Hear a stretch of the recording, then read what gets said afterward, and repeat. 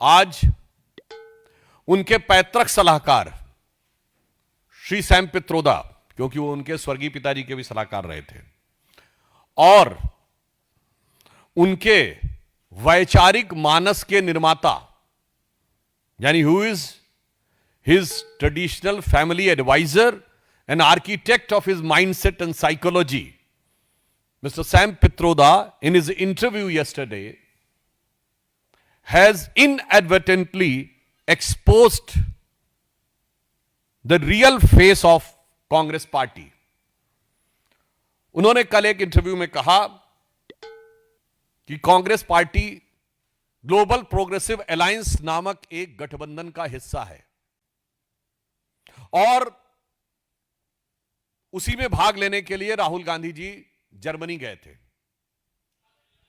अब यह global progressive alliance एक ऐसे संगठन से जुड़ा हुआ है जो भारत विरोधी शक्तियों के साथ और भारत विरोधी बातों को स्थापित करने वाले अनेक संगठनों के नेटवर्क का हिस्सा है। इसी यात्रा के दौरान आपको पहले से यह बात पता है कि सेंट्रल यूरोपियन यूनिवर्सिटी कि प्रेसिडेंट कॉर्नेलिया वुल से वो मिले थे और स्पष्ट रूप से central European university George Soros की ओपन सोसाइटी फाउंडेशन से फंडेड है।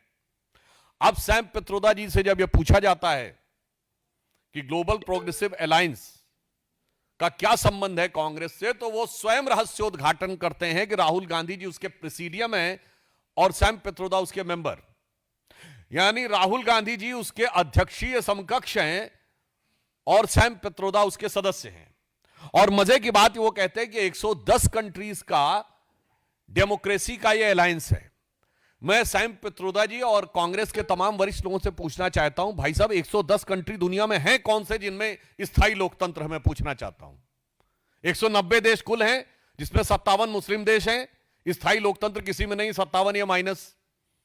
इसके अलावा कम से कम 30-40 देश राजतंत्र हैं ऑफिशियली, उनको माइनस कर दीजिए तो संख्या 100 के नीचे आ जाती है।